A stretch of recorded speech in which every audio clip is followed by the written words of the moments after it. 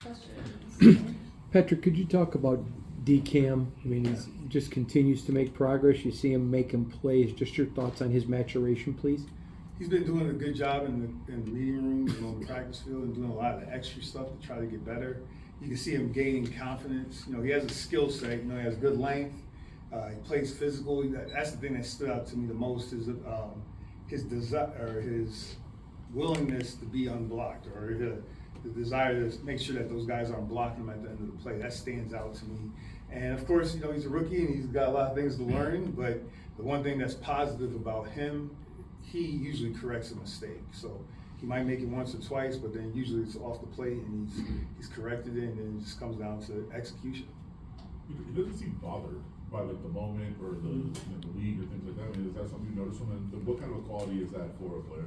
You know, most corners, you know, that get to this level, you have to have a short memory, because at some point in your career, whether it's Pop Warner, high school, or college, you're going to get bombed on at some point, you know? So, I mean, the thing is, but he has a lot of confidence. I believe it comes from his prep. You know, just like any of us in our walks of life, you know, as a coach, you gain confidence from your prep, the preparation you put in. So I think that's where he's gaining the confidence. And then when you see it come to life out there on the field, that's really where you want, when those plays start to happen out there on the field, that's when you get another level of confidence, you know. So I'm looking forward to that happening for him.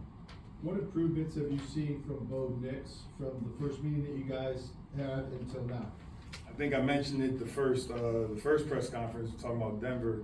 You know, one, he has an excellent coach with Coach Payton. So like, you know, just the years I've been in the league, you know, I remember my first year in the league, they destroyed us. It was down there at the Superdome, it was bad. And he does such a good job. The head coach, who's the play caller, are using their personnel, and you can see that Bo is comfortable with that. He knows, okay, this guy is doing this guy's doing that. He's getting them the ball in those situations. The thing that stood out about me, and again, he played a lot of games in college. He has complete control of the line of scrimmage in terms of whatever parameters that Coach Payton's giving him, but he has control of them. He's able to get in and out of checks. He's able to get him into protection, and he's not taking a lot of sacks. That's a credit to his offensive line and their scheme. But you've seen a rookie player who has a lot of experience in college. I forget how many number of games he started. I think it was up there in the 70s or 60s, something crazy, whatever. But he's a mature player out there, and he's just getting better. Tyree, one technique thing, leaving his feet away from 2 sacks on. But when you look at his, I mean, the first year when you guys selected him, you looked at it like a red shirt. He got forced to play because of Chandler. But when you look at how he's coming in each week, the relentless, pursuit, still technique issues, but where he is in his career, would you assess that, please? I joke with the defensive staff all the time. I wish defensive linemen, unless you I just wish defensive linemen could go to like the minor leagues and get blocked for a few games before, because again, I always talk about in college, most of the guys at this level, they didn't really get blocked. They never had to deal with blockers of this caliber. So that's the first thing, adjusting with that, and that's usually the progression of their eyes, hands, and feet, and then looking for the ball carrier, because when they were younger, not being blocked, and they were usually the best player, as soon as they touch somebody, their eyes go up. So once you start to see improvement with that, then you're starting to see what you drafted or what you signed in terms of a player. So you're seeing that progression get right. I remember it with a lot of younger players I've had in my career, Romeo Akawara, like listen, you gotta get your progression right before you start looking for the ball. So that's when it starts to take off. The game slows down a little bit, and then we're able to see the true player. Patrick, how has the injuries to the defense impacted you as a play caller? Again, if it did, nobody cares. So for me, that's my job to adjust. It's my job to adjust. And the thing is, coach talks about it all the time, next man up mentality.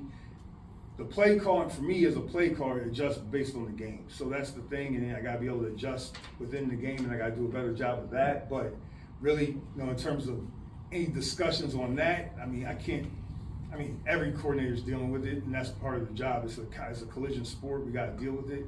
But, I couldn't be – the guys are trying to execute everything I'm asking them to do out there on the field. They put in the work, have great energy in the meeting rooms, great energy out there in practice.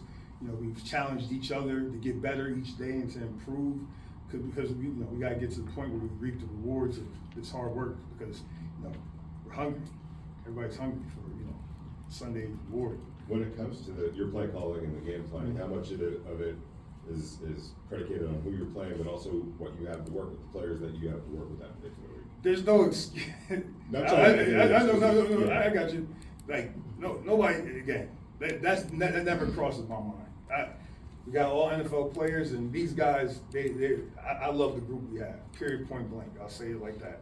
So, for the play calling, for me is based on the opponent, based on what we're trying to give them, and then what we do well. And so, anything that's off of that, that's on me. That's on me. The players, we put the best 11 out there each play that we think is for that situation, and they're doing their best to execute. And again, most of the time is, all the time coaches mess it up way before the players do. So that's on me. At the same time, when you have a bunch of injuries on one position like you did this week in the defensive backfield with the corners, the communication is so difficult, obviously, for guys that haven't necessarily been out there together. How do you work on this? Is there a way to drill communication or?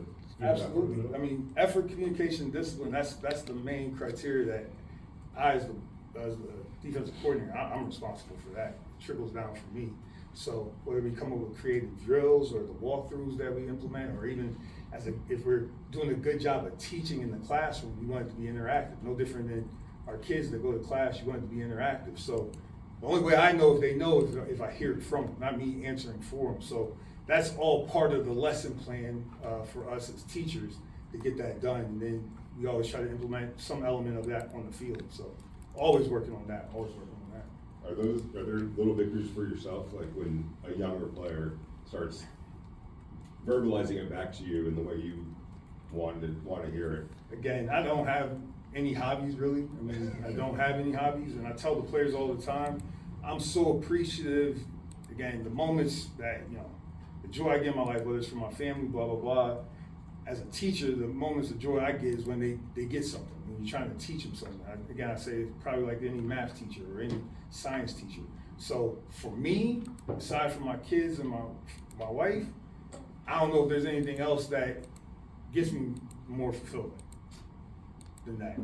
Wins do, obviously, but like in terms of when a player gets something that you're trying to teach them, because the one thing, I don't care if it's a vet, if it's a young player, Dante Scarnecchia told me this a long time ago, they all want to know and they all want to get better. So like, you don't have to be best friends with them, but they all want the good information. You give them good information, you help them with their training, you help them have success out there on the field. I don't know, for me in my profession, if there's a better feeling, except for when you hold that trophy. That's different. How much do you rely on your captains and players like Max Crosby or Robert Spillane to really help extend the communication in times like this when you do have a lot of injuries and players? Spill is my mouthpiece out there on the field. Spill and I spend a lot of time together because he's the green dot. 2, I really like hanging out with him. He's a good dude, and he's a great communicator, and he wants the information. So even if he's like, I said, I got a nugget. Do you want this? Give me more. Whatever he can handle. So I rely on him heavily. I rely on Max heavily in terms of he's the leader of the team, and I talk a lot to Max. Again, I think I've said this before. Max, again, having a great player is a challenge for a coach, any coach, position coach, coordinator, because you hope that he challenges you to get better in terms of whether it's the schematics or your communication. So that's a big part of the role that Max has played in my life as the coordinator of the Raiders. He's helped me grow in my role. And I've said that before. He's helped me grow in the role, and he's able to communicate with everybody on the team. So that helps me if I need to get a point across. Obviously, there's so many people that just look at sack numbers, to try to evaluate how a defensive lineman is playing. But can you just evaluate what you've seen from Max Crosby this last month, and also what are some things that the guys around him can do to also help him as well? I think the thing that I know about Max, one, if you got the chance to watch him in practice, it's relentless all the time. And then the example he sets in terms of preparing for the game and his body. Then in terms of the production on the field, he draws a lot of attention. So we're aware of that. We know we're adjusting to that, as we go throughout the game and throughout the season.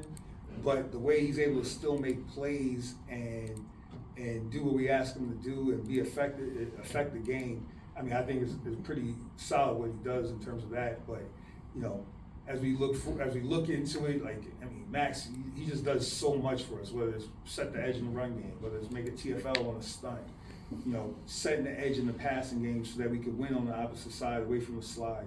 He does a lot, and it's a challenge for him, but again, you've met him before, you know how he is. He's up for that challenge, and he's looking for new challenges each week, which is another thing that we would love to have as a coach from everybody. What's the chess match like when you play a team for the second time? Do you save stuff the first time, or how much does that goes into it? When early on in the spring, we sit down as a staff, we kind of lay out schematically what we're trying to push towards, because you're going to be playing your best football in November, especially after Thanksgiving. That's the idea. So there's some schematic things that you kind of, hey, that's a good idea right there, Mike. I'm going to hold that maybe for Denver too, because you saw something in Denver 1. That goes in, that you do that at times, yes.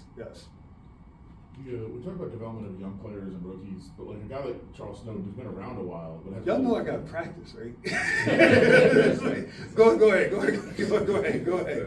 A guy like Snowden who's been around a while but hasn't really played that much is showing a lot of development through this year. Do you almost look at it as a rookie season when a guy hasn't played a lot of games at this point? I don't know if it's that. What I see with Snow, and again, it's a credit to him and it's a credit to Robbie and Andre Carter. You know, he came in from wherever he came, he was on practice squad, and we told him, this is what you have to do to get on the field. And again, a lot of it had nothing to do with what was going on in the spring, just to be honest with you. And we told him, and he wanted the truth, like, because he had bounced around from team to team, so we gave him the truth. And then he went out there, put in the work, executed, got cut, came back. Then when he went out there, he produced on the field, so he earned it. So is it a rookie thing? I don't know. Everybody that's playing this league, they've earned that spot. So whether it's a rookie, a 10-year vet that got cut 4 times, but I just know it's his hard work. I don't know if we're going to look at a rookie season. He's so smart. He's seen enough in practice and things of that nature, preseason games, but I want to look at it as a rookie year, but I mean, you have to ask him exactly how he thinks about it, you know. I'm not trying to hold you up, Coach, but but you are. But go ahead. a couple of days ago, Rob learned he made the joke that you guys had stole Jonah Laulu. Can you just talk about the development you've seen from him as a player and what has he done to earn those reps throughout the year? I can't speak for Robbie, but Jonah, I mean, I'm telling you, last 4 weeks, the practice tape has been outstanding.